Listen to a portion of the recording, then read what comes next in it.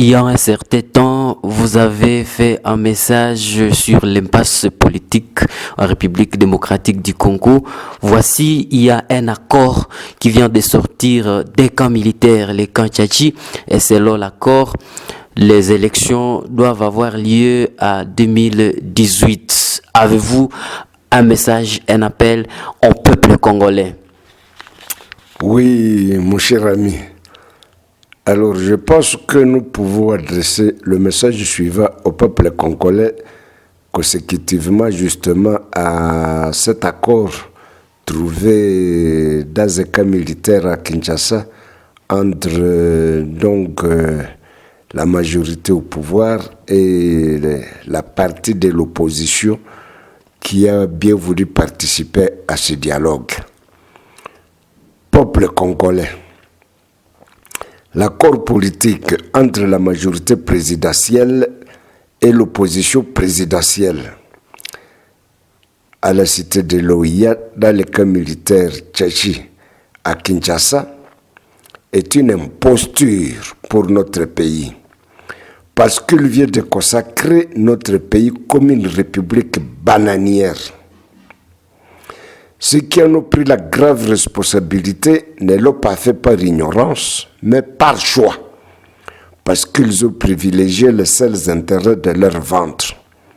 L'opposition présidentielle qui y était, elle était l'opposition fabriquée par le pouvoir. Maintenant, c'est clair pour chaque Congolais. Aujourd'hui, nous sommes la risée de tous ceux-là qui nous regardent du dehors. Le pays est jeté au fond des ruisseaux. Les intellectuels ont disparu du théâtre politique. Le peuple est livré au rapace. On lui a ravi sa souveraineté.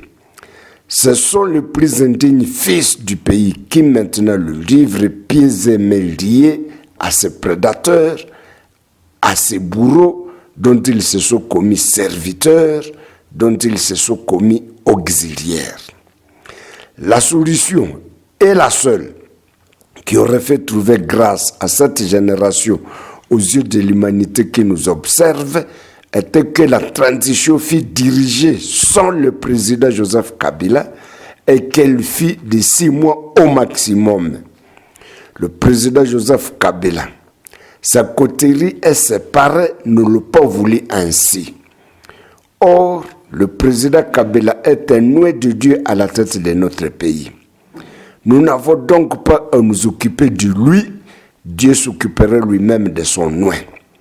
Mais le peuple avili, le peuple humilié, le peuple trahi doit résister à s'appuyer sur Dieu. Il doit refuser de la façon la plus catégorique d'être le dindon de cette farce de mauvais goût qui donne au pouvoir à place l'état de parachever ce décès diabolique contre notre peuple et contre notre pays.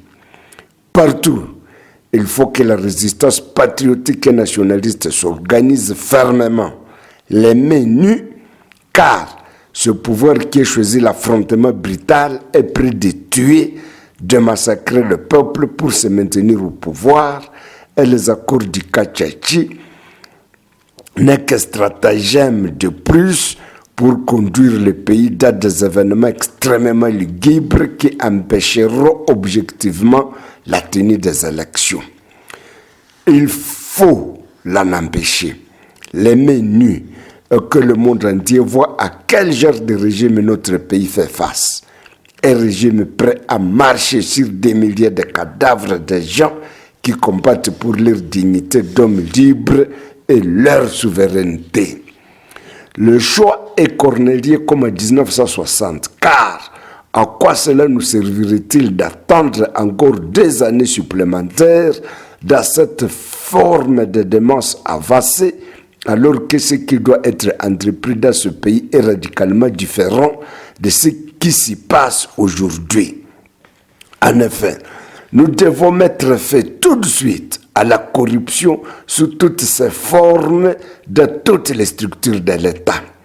Nous devons mettre fin à l'impunité des cadres de l'État en même temps que nous mettons fin à l'instrumentalisation de la politique de la justice contre des affaires de ce pays. Nous devons mettre sur pied une politique d'industrialisation du pays dans tous les domaines, notamment les domaines miniers, agricoles et de la machine-outil. Nous devons ériger des universités, des instituts et des écoles technologiques reliées à l'exploitation minière du pays. Nous devons organiser les populations pour un programme de construction à dur, couplé à un programme d'électrification du pays et d'adduction d'eau potable maison par maison. Nous devons corriger l'image de notre pays et de notre peuple dans le concert des nations au profit de notre progéniture dans la postérité. Tout cela ne doit plus attendre parce qu'une coterie veut se maintenir au pouvoir par toutes sortes de stratagèmes hideux. On peut tromper tout le peuple une partie du temps. On peut tromper une partie du peuple tout le temps, mais on ne peut pas tromper tout le peuple tout le temps. Peuple congolais, l'État est à la résistance avec Dieu pour notre dignité d'homme libre et notre souveraineté. Vive le Congo, vive le peuple congolais. C'est la voix de votre serviteur, Matumo Ézéchiel.